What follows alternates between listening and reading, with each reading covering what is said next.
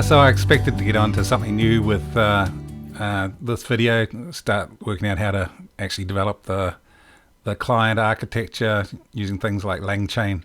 But I found I had a lot more to learn about MCP and how to get LLMs to use them efficiently.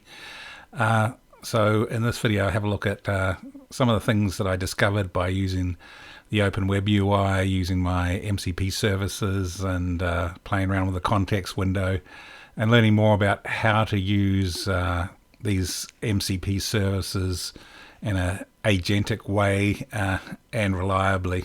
So let's have a look here to see how I approach this.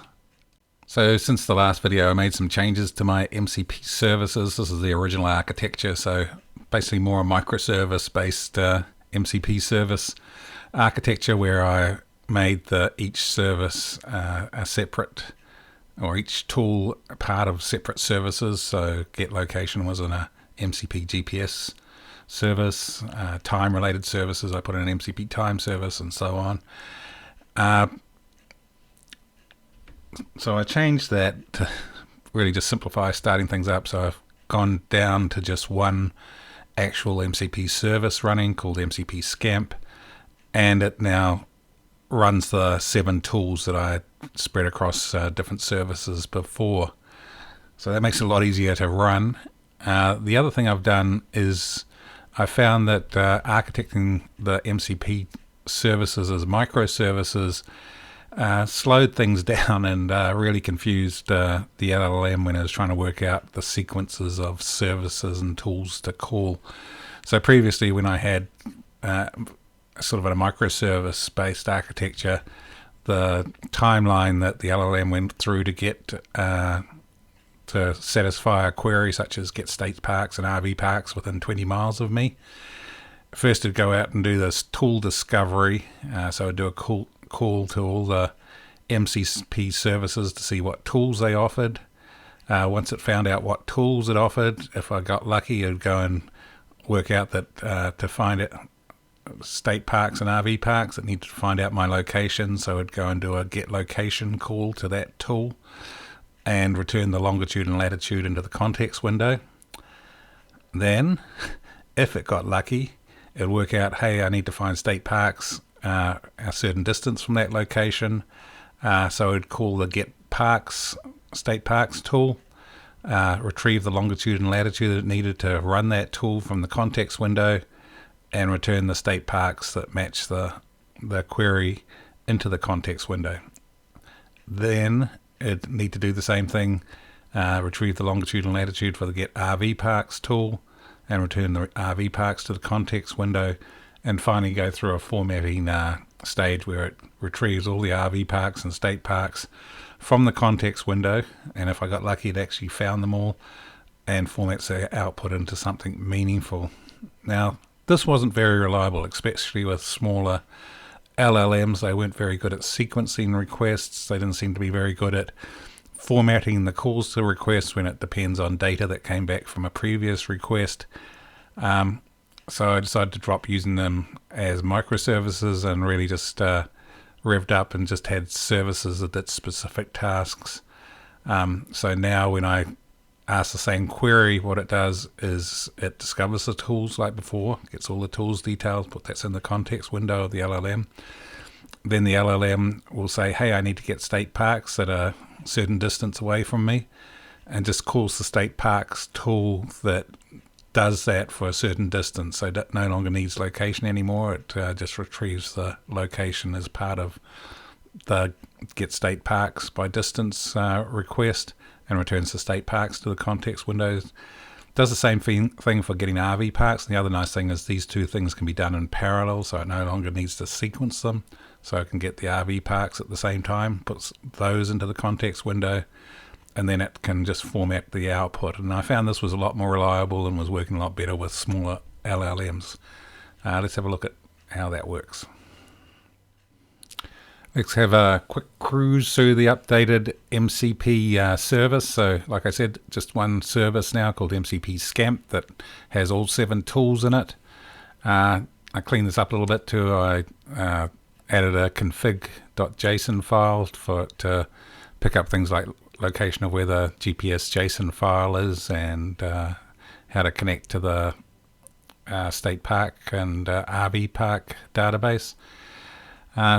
Beginning's much the same. Then we get into the tools. So let's have a look at get state parks by distance. So you see now the only parameter it takes is the distance, the number of miles distance to look for. And what it's doing is it's internally loading up the get location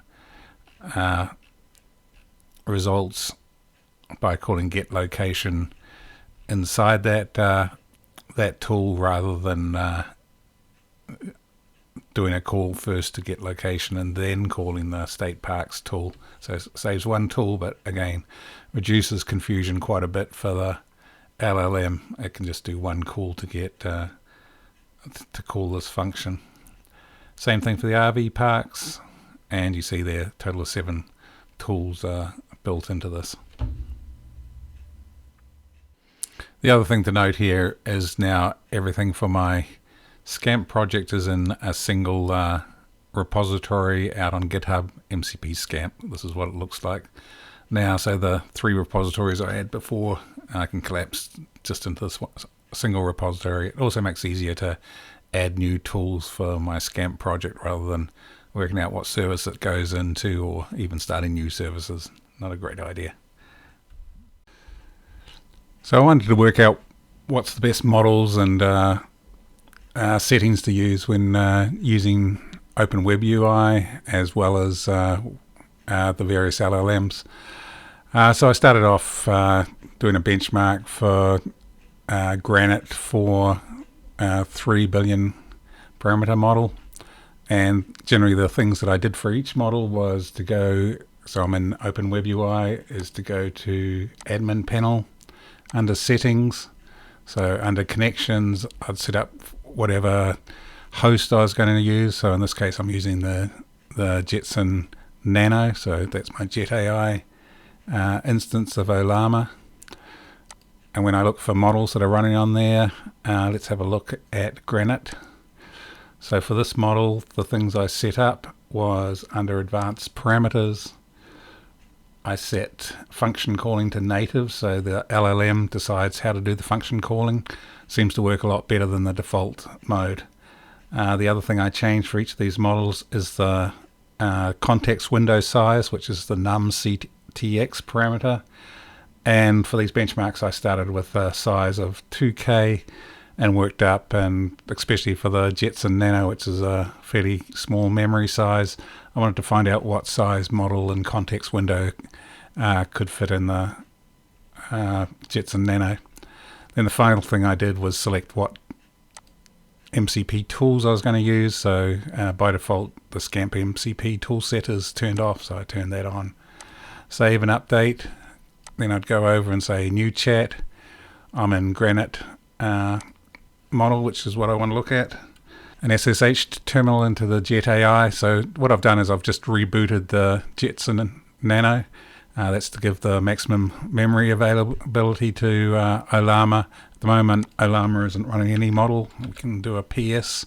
Ollama PS shows no model being run. So as soon as I do hi over here, that will start up the model. Now if I do a Ollama PS, I can see the model's running, Granite 4. It's got a 2K context window. It's using 100% GPU, which is what I want to do. As soon as you start spreading it over CPU, then things slow down. And it shows that the size of memory it's going to use is using is 2.9 gigabits, which fits inside. Basically, it's got about 7 gigabytes of GPU memory on the Nano.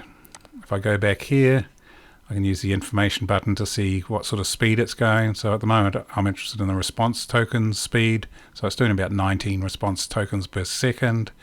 The other thing that I use later on is the approximate, the approximate total time.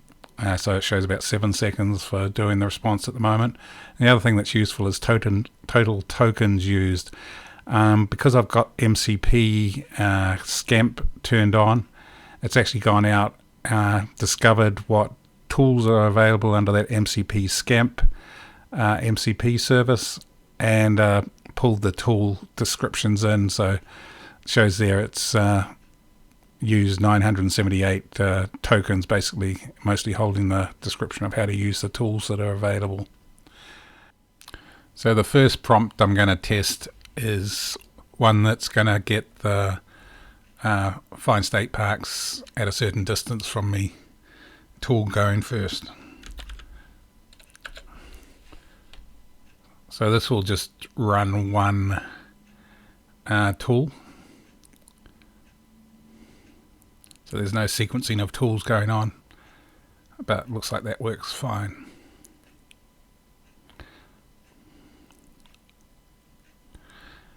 So that's the result I'd expect. And then when I look at info, I can see the response tokens per second, which I write down. Total tokens used, 1526 in this case, and approximate total time, which is 13 seconds in this case.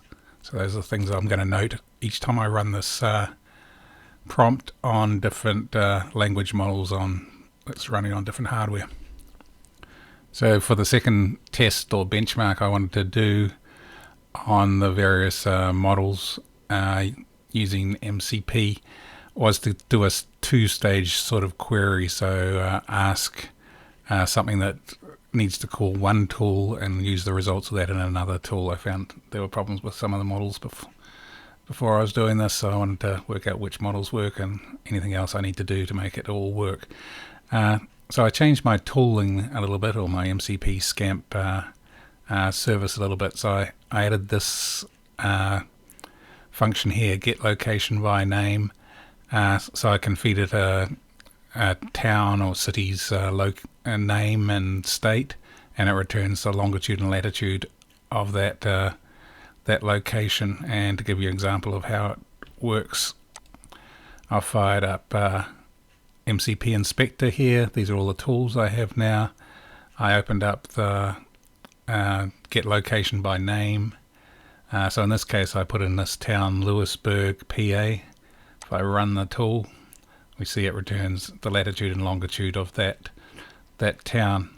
What I want to do is be able to pass a location and a distance to my find state park query and get it to show all the state parks within a certain distance of that particular latitude and longitude. So the other change I made to my MCP Scamp tooling was to split up the function to get state parks by distance. So I've added or changed the original version to get state parks by distance from any location and pass that the latitude and longitude. And I've still retained my previous function of getting state parks at a distance from my location by getting my location for the GPS, then getting state parks by distance from any location to basically return the same thing. So this get state parks by distance from any location will be the second part of my test prompt, where first it has to find where Lewisburg is, return the longitude and latitude, and then use that to call the get state parks by distance from any location and print out the results of that. So let's see how well this works. So let's see how this sequenced MCP tool call works. So now I'm asking get state parks that are within 20 miles of Lewisburg, PA. Let's fire that off.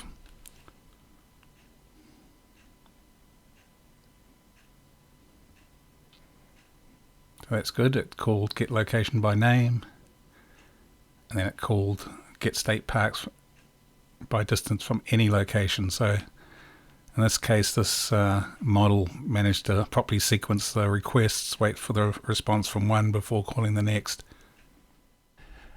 This chart shows the various models that I tested. I still need to finish off getting the results for the Lewisburg 20-mile test. But the models I've used is Cogito 3B version. I ran that on the Jetson Nano. Also the Cognito 8B version, again on the Jetson Nano. And this new model seems to be the best of the lot, is the Granite 4 3B, and running on the Jetson Nano as well.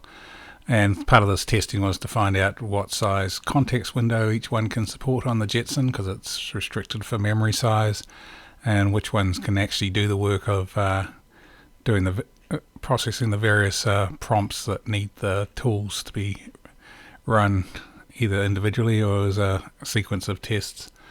The other things I tested was Quinn 14B on the Mac Mini, and this has a lot more memory on it, 32 gig available to it, so I can run or tested with larger context memory. Same thing for the GPT OSS 20B, tested that on the Mac Mini as well. Then one other test I did was just with GPT-5 working in the cloud, but I couldn't get any details off that. It doesn't report back on tokens used or anything like that, so I really only got one result there. So the tests I did was just see how much memory each one used with 2K context window size, 8K, 16K, 24K and 36K. I wanted to see how memory usage changes as you rev those up, and see if, as we see here, some failed on larger context window size. There just wasn't enough memory on the machine to run them.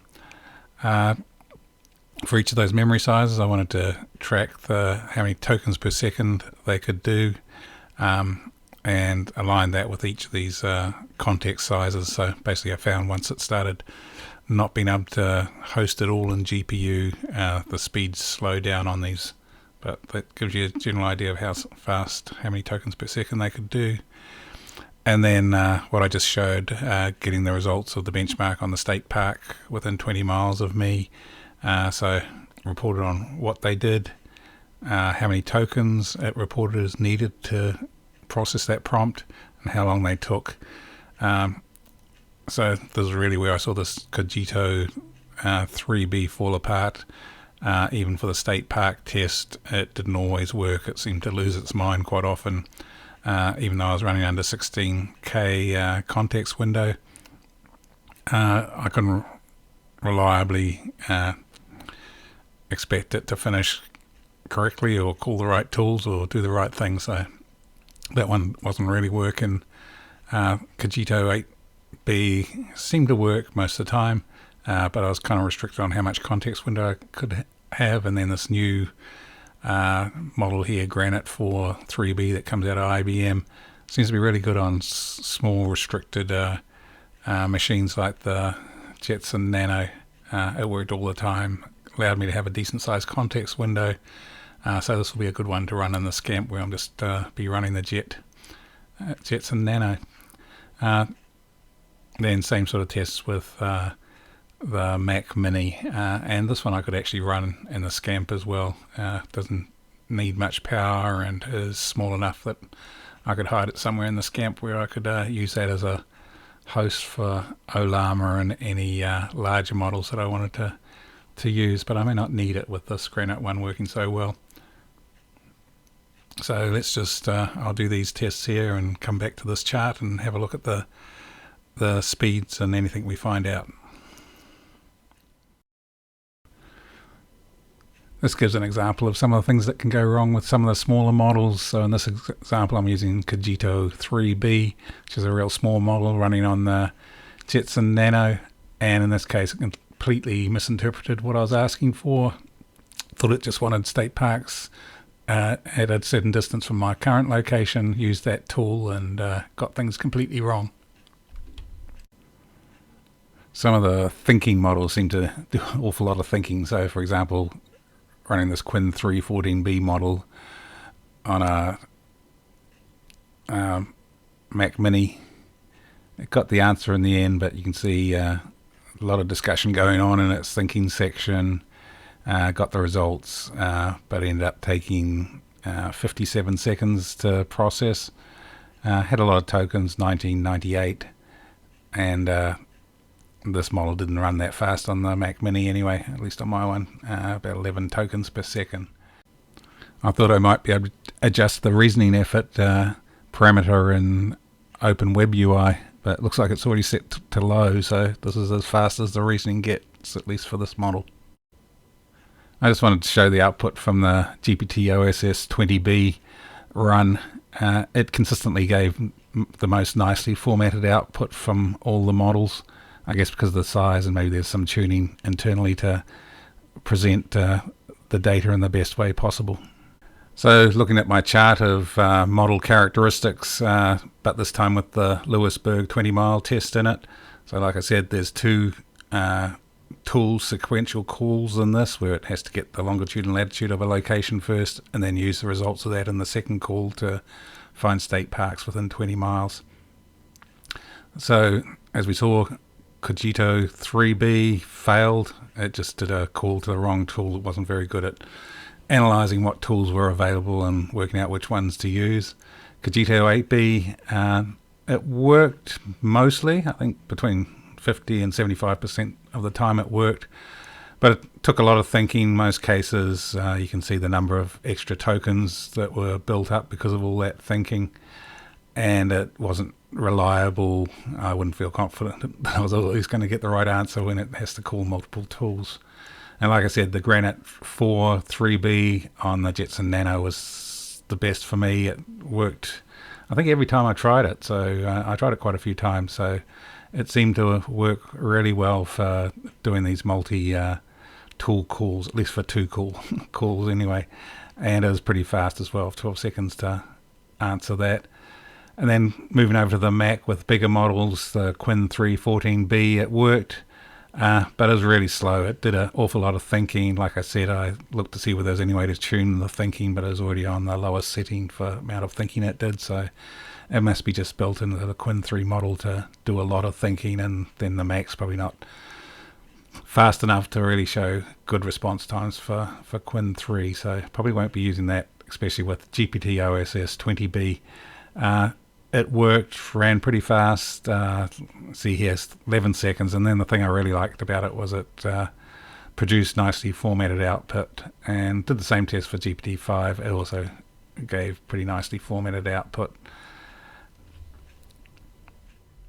Okay, here's some of my conclusions or findings from trying different techniques with MCP tooling and agentic models. So first, I found when using Open-WebUI, I had to set function calling, which is one of the options in settings for each model. Set function calling to native mode. By default, it's set to default, which some of the processing for agentic behavior happens in Open-WebUI rather than being pushed down to the actual model, and the model should handle doing things like calling tools better than Open-WebUI seems to do. And this was part of the problem, was initially when I was doing these tests, why I couldn't get a sequence of tool calls happening reliably. So when I'm in native mode, the models seem to know better how to call a series of tools in sequence.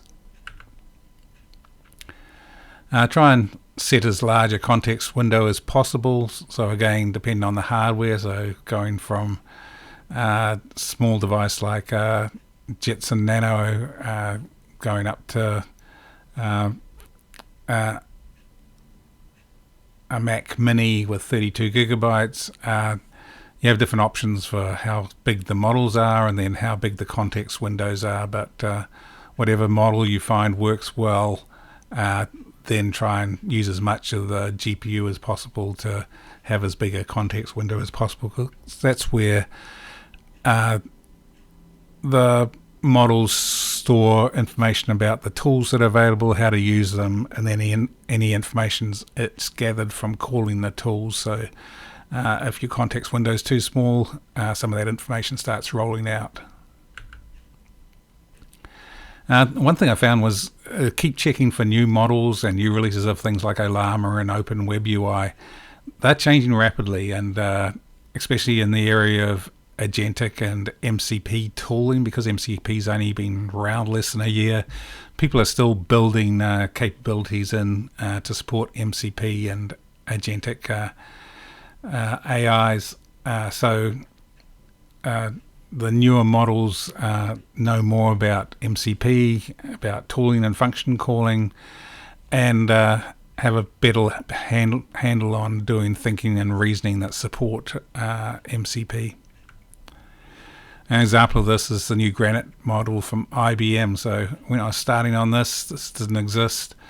I was trying to use some of the other small models, such as Kogita, but it wasn't working well. They could sort of work, but they had problems. So this new model called Granite from IBM really worked well on the Nano, fit in easily, and supported a fairly large context window, 16K or so, which is usable. So part of that is just because these new models are becoming better at running on smaller amount of resources and are getting more tuned to do things like use MCP and focus on what MCP and Agentic tasks need. Also note there, when I was using the Granite model, it also worked on my desktop's 2080 Ti GPU. I was getting like 60 transactions per second using that, so it was a very efficient model. And same sort of story for Mac. On my Mac Mini, which has 32 gigabytes of memory, I could run various medium-size, at least medium-size for me, models. The one I found best so far is GPT OSS 20. Again, give it a decent amount of context window size, and it seemed to handle most of the requests that I put in for my Scamp agent so far. The other thing I found was, it's worthwhile spending time on MCP tool description. I can probably spend more time on those. The better the descriptions that are in the MCP tool, and with fast MCP, you put that into the initial comment for the function tied to a tool. The better the descriptions were, the better the model could know what tools were available, how and when to use them. So don't skip on the description. The only downside with descriptions is the longer the descriptions, probably the more tokens are going to be used to store the description in the context window. So again, make sure you have plenty of context windows so that the full descriptions can be saved there and don't get rolled out. Another interesting one is I found MCP tools that accomplish a specific goal seem to work better for Agentic services than putting in a bunch of tools that just do single function calls. So an example of that is find state parks close to my location. Initially I had that as two separate tools, one to find my location, then one to find state parks close to that location. And that was harder for the models to work out how to use them and how to pass on the parameters between one call and the next. So creating more goal-specific tools, such as the one where it just gives me state parks close to where I am at the moment with one call, seem to work a lot better. So it really is the difference between sort of monolithic services and microservice architecture. Microservice architecture gives you a lot of flexibility, but monolithic services still have their place, especially it seems with the Agentic services. It's more reliable and does more with one call. Check the token counts generated in tool discovery. So when you first do the initial query or start a chat session, at least in Open-WebUI, it shows you what number of tokens were generated, and those tokens are really driven mostly by the tool discovery. So it does the tool discovery as part of starting up a new session where you've said there's tools out there, and puts all that discovered information into the context window. And something I found is if the CTX is too small, or if the context window is too small, models seem to start losing their mind don't do things that you expect them to do because basically they've forgotten about either tools or the data that they've already retrieved. Another recommendation is to review model documentation for the models that you're using. So, for example, on the Ollama models page, each model has documentation, and there may be some hidden information or hints on how to use the various models. So, for example, for the Cogito models, I wasn't seeing any thinking happening with the model until I read the page and saw at least to get thinking going for that model, you had to put enable deep thinking subroutine into the system prompt when you call that model. Otherwise, you don't see the thinking happening, and it didn't do a very good job of agentic use of MCP services. So the same is true for the other models. Is don't skip reading about them. Have a quick read through, see if there's anything you should be setting to get them to do what you want them to do, or the use case that you're trying to use them for. So hopefully that's really it for understanding how agentic models and MCP work together. I'll probably learn more as I go along, but like I said, I hope the next video I'll be looking at creating a custom client to do this, which may allow me to do nicer things with agentic as well, have some logic that is tuned or coded to really support what I want to do with the Scamp. Some of the other things I want to do is to do some RAG with retrieving information about the Scamp and maybe about general camping as well. So probably incorporate that into the client and create a couple of new tools to provide that information.